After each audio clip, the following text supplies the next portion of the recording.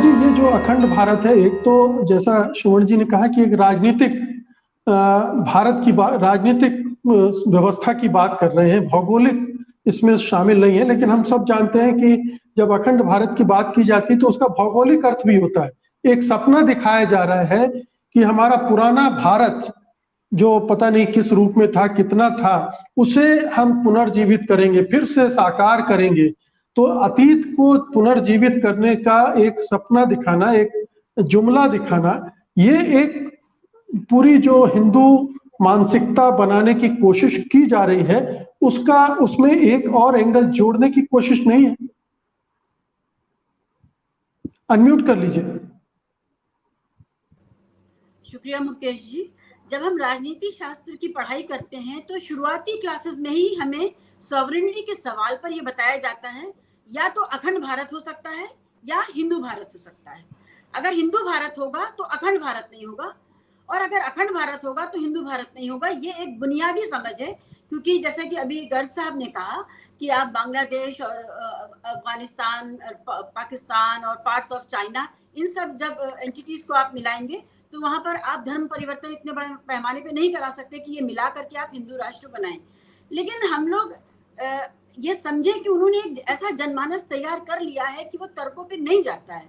वो 15 लाख के ऊपर भी निछावर है, वो 35 रुपए का पेट्रोल बिकेगा इस पर भी निछावर था, वो 200-250 रुपए का सिलेंडर मिलेगा इस पर भी निछावर था।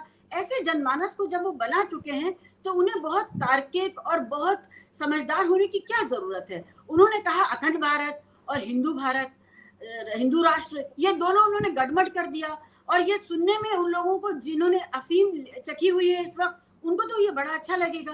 तो मुझे लगता नहीं कि ये जो बात कही है वो हमसे और आपसे कही है उन्होंने। ये बात वो ना मुसलमानों से कह रहे हैं, ना वो इस देश के पढ़े लिखे हिंदुओं से कह रहे हैं या इस देश के समझदार लोगों से कह रहे हैं। ये बात वो अपने जनमानस से कह रहे हैं, जो उनकी अपनी कॉन्स्टिट्यूएंसी है, जो इस वक्त सड़क पर भगवा झंडे के साथ गुंडागर्दी कर रही है, माँ की गाली दे रही है भारत के राष्ट्र के नाम के साथ। और उसको उन्होंने ये कहा है कि देखो यही तुम्हारा अखंड भारत और हिंदू राष्ट्र है, कि तुम्हें अपराध करने की छूट है, शिक्षा, रोजगार, स्वास्थ्य सब मत मांगो और अपराध कर सकते हो। वहां से जो भी कमा लोगे, लूट करके, आगजनी करके जो भी कमा लोगे, वो तुम्हारा।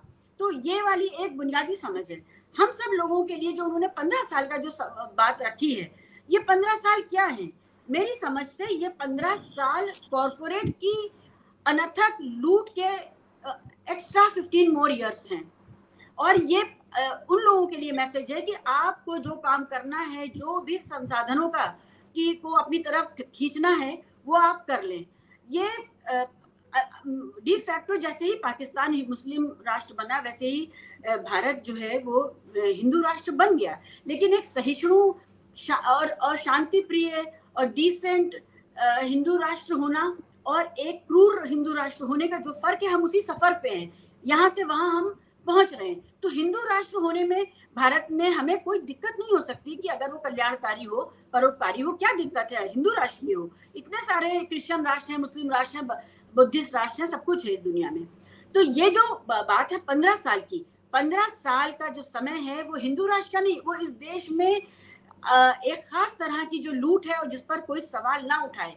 और नेटवर्क 18 के जो एडिटर थे, सब एडिटर थे, उनके साथ जो हुआ उसके बाद ये जो बयान आया है, ये इसको आप जोड़ करके देखिए। ये मुसलमानों के लिए बयान नहीं है सिर्फ, ये उनके लिए है जो भी बोलने की जुर्रत करेगा, जो जगराते में लाउड स्पीकर बंद करवाएगा या जो भी कोई सेंसिबल बात करेगा, ये उसके लिए है बयान। अब यहाँ से वो आप इसको एक मान लीजिए कि वो मुसलमान से आगे बढ़ करके बाकी सबको बता रहे हैं कि ये देश कैसा डिजाइन किया जा रहा है, कैसा होगा, संसाधनों पर कौन रहेगा और अधिकार किसके रहेंगे।